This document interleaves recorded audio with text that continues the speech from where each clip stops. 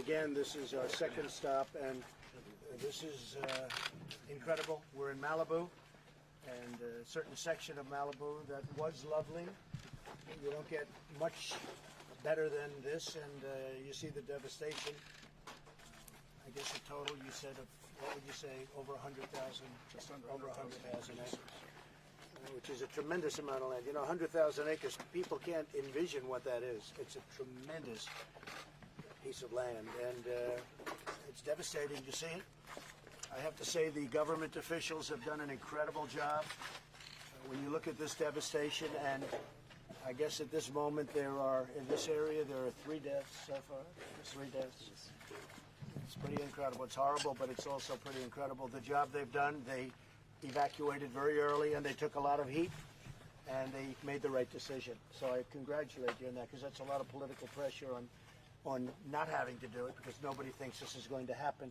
They're all unhappy, but now they're very happy that they left. So it's a great decision. Law enforcement, again, first responders, the military really helped a lot in both sites that we visited today. And of course, FEMA and Brock. I think Brock's done a great job. So maybe I'd ask you to say a few words, Brock. Brock Long of FEMA. Absolutely. Thank you, Mr. President. So we're here not only down in Southern California, but also up in Paradise, and it's our job at FEMA to coordinate the firepower of the federal government down through the governor here to ultimately help the firefighters at the local level and police and emergency managers overcome this disaster. And so the assistance that we provide is not only going to be able to assist with the debris removal, but more importantly taking care of people and mass care to also fire mitigation. So as you can see, as the wildfires go through an area like this, the land is scorched, and a little bit of rain is nice, but too much rain could be a problem too. So we're already trying to think ahead and work with our partners to try to mitigate what we can of the additional impacts coming.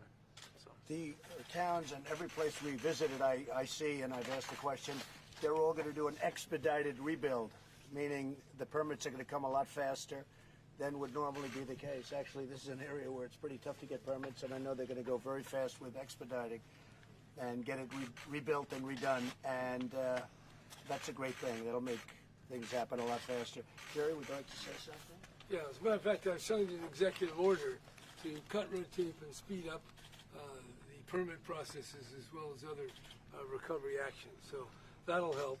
And all I can say is that we are going to have to learn a lot more about nature, about the wind, about the fire potential, about how to build, how not to build, how to escape, what measures of protection we can build in.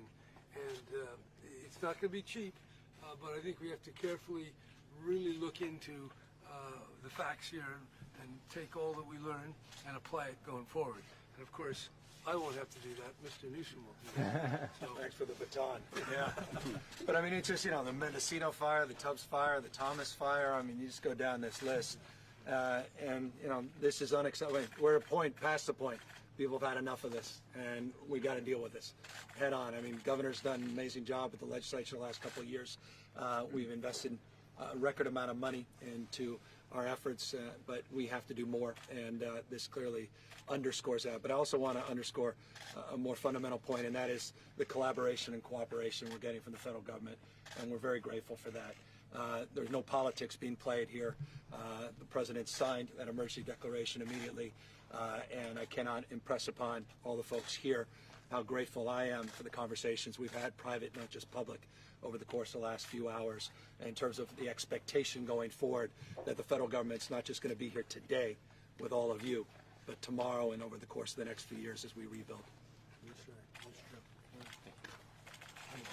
100%. We'll get it going. Like to say something? I would just say, on behalf of CAL FIRE and the State Fire Department, throughout California we still remain in critical fire weather. So as this fire and the fires up north continue to gain containment, the challenge isn't over.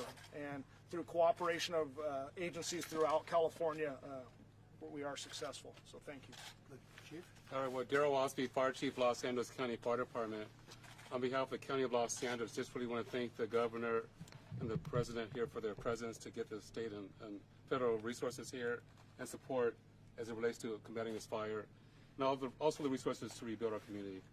But I also just want to thank my counterpart here from Cal Fire, and our law enforcement partners not here, but we had all hands on deck as it relates to trying to protect this community, and we were successful in getting up tens of thousands of people out, and unfortunately we lost property, but we saved a lot too. If you can imagine hurricane-type force winds coming to this community, that we had firefighters and sheriffs protecting the citizens here. But in conclusion, just once again, Mr. President, Governor, thank you for your support, and we're looking forward to rebuilding our communities, and then also looking forward from the local, state, and federal level to really talk about these challenges and what we can do to mitigate and prevent these things from occurring in the future. Thank you, Chief. Fellas? Rick Mullen, Mayor of the City of Malibu. Mr. President, thank you very much for coming down here and showing your concern, and also thank you for all the support you've given us.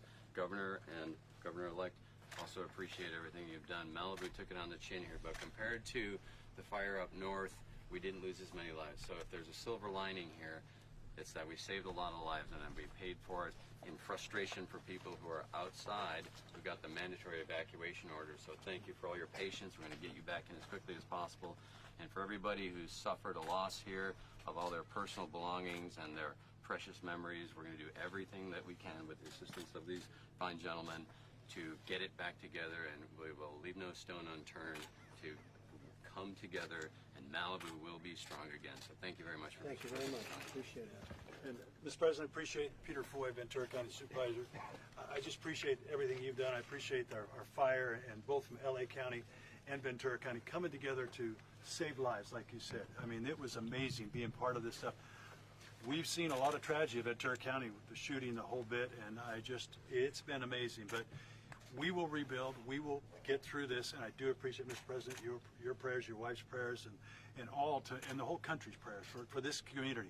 We're strong here in California, and I appreciate the governor and the governor-elect being here to show that support, and we are going to get through this. But it's going to be tough, and I do appreciate everything that's happened here in Malibu, too, and the rest of it. So thank you. Thank you. Well, thank you, Peter, and all. You've done such a great job, and you mentioned the shootings, and we're now going over to see some of the families of the victims and the first responders and the police and the law enforcement generally. The job they've done is really incredible, brave. And first one in that door, right? First one in that door. Yeah. And I appreciate both these governor-elect being at that memorial. Yeah, that happened. that's so true. I appreciate you being out. It's a beautiful memorial. Yeah. But so we're going to go over and see them, and maybe you're going to be joining us. But we really appreciate. Great job. Well, thank Peter. you. Thank you. Thank What you you're very doing much. here, too. And thank you all. Thank you, sir. Mr. President. Thank you very much. Thank you very much. Mr. President, actually seeing this with your own eyes, how does that change your perception? Has it changed your perception? Well, I think it's just a horrible thing, and it's been going on for a long time, and I think we're going to come up with some plans and methods and mitigation. We're going to have some great success. It's something we can work on and do much better. I really believe, I'm a strong believer, a lot of cities are in forests. If you look at Europe and other places, we have a lot of forest states where they're mostly forests, and they just don't have this problem.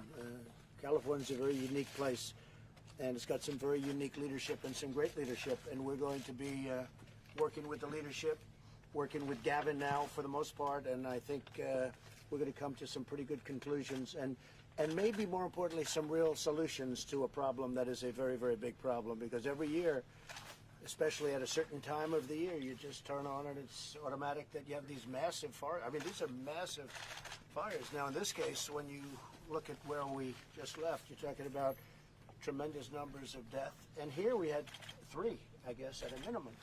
That's too much. So we're going to work on a lot of means of mitigation and solving a problem that's been a big problem for decades. Long before Jerry, long before Gavin, long before all of us. I mean, this has been going on too long, and I think we can come up with some really great solutions. Any other questions? Thank you. Actually, you often talk about the fact that politics is a mean business sometimes. Yeah, it can be, but it's very nice when we all get together. Yeah, I mean, and now you're having an opportunity to have some FaceTime with people that you sometimes criticize publicly. Do you feel like your relationship with them and potentially with the state of California might change because of that? Well, I think we've developed a very good relationship. I've known Jerry for a long time, but I think we got closer today than we could ever get over the last 20 years. And Gavin, I've just met, and I've heard terrific things, and I think we've developed a great relationship. We have to work together. This is a very big problem, and we have to solve this problem, and I know that we're going to work together. I have no doubt. Come here. I have no doubt. Right? We're going to get it done. We have really an obligation. I think we have an obligation. We don't really have a choice. We have to get it done. And we're going to be working together very closely. A lot of people agree with what you said about land management, but now another big question is it possible that climate change is a real issue here? And Well, that there we'll be needs to be looking at changes? everything. I mean, it is land management and it's forest management, really, is what you mean. But we're going to be looking at every factor, and we're going to get to the bottom of it. And I think we can do it fairly quickly. I really do. We'll take the areas that are most exposed to the problem, and we'll work on that first. And you know what they are. You probably know what they are right now. But here's an example. On a regular basis. But yeah, we're gonna come up with some really good solutions. Jennifer, did you have something? Yeah, Mr. President, when you said on Air Force One that you feel like you have more similarities with Governor Brown than we realized, did you mean on climate change, or did you just? Well, mean I think in we have general? similarities in many ways, and you know, one real similarity is we both want to come to the right conclusion.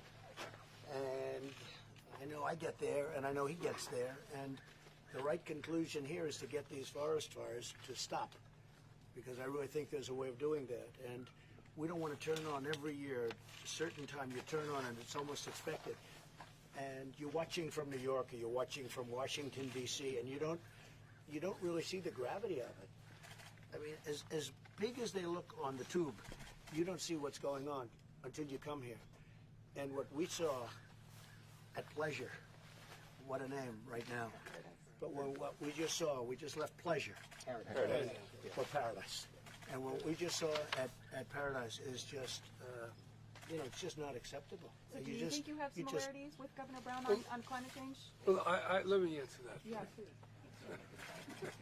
No, what I want to say is the shock of all this is going to heighten our focus and attention and also our cooperation. The President said we're going to get to the bottom of it. There's a short-term response, mid-term, and a longer-term response. And I think we're all going to pull together to do whatever we need, and we don't get it all agreed to or solved in a week or a month or even a year or two. But over time, I think we're going to understand better what we're up against. So I would just say, Mr. President, California for 10,000 years never had more than 300,000 people. Now we've got 40 million. So you got to learn to live with nature in a very creative and sophisticated way, and I think that's going to be the challenge. I think we'll meet it. At least Newsom will meet it, because I'm going to be watching from the ranch. Is it going to require some new funding measure that you will see from Congress? So we're putting in a farm bill $500 million, and when you look at that, and you know, when you look at the combination of the two, between Malibu and other places, I mean, not just the two, it's other places. It sounds like a lot of money. It's not that much money. The state will contribute.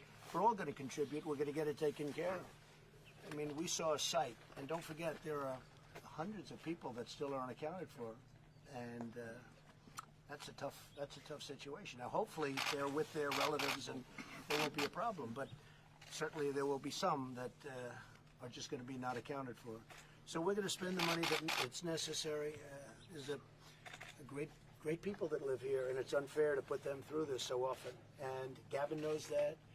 And Jerry knows that. We all know that. All of these folks know it, and they've done a fantastic job. They really have. I mean, you have done, from the law enforcement standpoint, fire and fire prevention standpoint, what you've done is incredible. And they really held it back. This could have been far worse. And I don't know if you know, but they're still putting out this fire in another section. How is that going, by the way? It's 82% contained, Chief. Yeah, we still have some hot spots and some canyons that we're concerned about, but we think by November 19th we'll have full containment. So in Paradise, they have a section that's going absolutely wild right now with additional fire. And just by looking, Jerry, at the map, that's a very vibrant forest that is right next to them. And they have to, you know, they're out there fighting as we're talking here. They're throwing water. They're doing everything you can do. There are tremendous numbers of very brave people. And if those winds change, you know what can happen. Those people are in big trouble. So you take a look at what's going on there, and you take a look at this, because right now as we're speaking, that's happening. And Are you going to be successful do you have winds coming? How long will it take to put out the rest of the fire? We're pretty confident right now. We still have offshore winds, but they've really died down significantly. Yeah, this is You can see now that we have a marine influence. Our firefighters are getting some moisture in this weather. So we still have several thousand firefighters out there. So we're confident that we'll have full containment by November the 19th. And then as we stand here, we're starting to repopulate the entire breadth of this incident. And then with the County of Los Angeles and surrounding cities, we're trying to start the rehabilitation and help people get their lives back together. So that's going to take several years working with our local officials, the county, the state, and the federal government. But once again, we appreciate your support. Well, we're sending a lot of extra people to Paradise. They're going, literally as we speak, we have massive numbers of people going up there. We have large numbers of people coming here. You haven't seemed to have it very much under control. Right now, the wind has stopped, and I assume that's a very good thing, but the wind has stopped. But one of the problems you had, especially in Paradise, the problem you had was the wind. The wind was, they say 70 or 80 miles an hour. That's pretty tough. Okay, any other questions? What do you say to You this? spoke earlier today with your CIA director, Yes, I did. Haskell, in the wake of these reports that the CIA has assessed that MBS, the Crown Prince, is behind this assassination of Jamal Khashoggi. What do you believe after speaking with your CIA director, and do you still trust the I Saudis' spoke with denials? our CIA director, who's terrific and very knowledgeable and been studying this very closely, and it's a horrible thing that took place, the killing of a journalist, a very, very bad situation, Khashoggi, and somebody who's respected. It should never have happened. And we'll be having a very full report over the next 2 days, probably Monday or Tuesday. Did We're the gonna have a very CIA full assess report. that MBS was behind it? They haven't assessed anything yet. It's too early. That was a very premature report, but that's possible. We're going to see, but we're going to have a report on Tuesday, and it'll be very complete. In the meantime, we're doing things to some people that we know for a fact were involved, and we're being very tough on a lot of people. What's this report on Tuesday that you We're going to just come up with a report as to what we think the overall impact was and who caused it and who did it. We're talking about a killing. We're not talking about anything else. We're talking about a killing. So who did it? What do you At the say? end of the What do day, you Mr. say to the President, shooting have you victims, decided Mr. that- President? What do you say to the shooting Well, we're victims gonna who see have them now, right now. who have We're gonna lost see them. everything? And does this make you think maybe there needs to be some changes when it comes to guns or things that could be done? What could be done to Well, I'll prevent tell you this? what, we'll be talking to you in a little while, but we're going to see the families right now, and I hear they've been incredible. The families, the way they've handled it. And that was a horrible, horrible event in a great area, an area that's one of the most safest places, right? I was reading, it's like the safest place in America, and it happened there. So we're going to see those families right now, and we'll see you back over at the airport, okay? Okay. Thank you. Thank you. Thank you all very much. Thank you, Mr. President. Thank you. Thank you very much.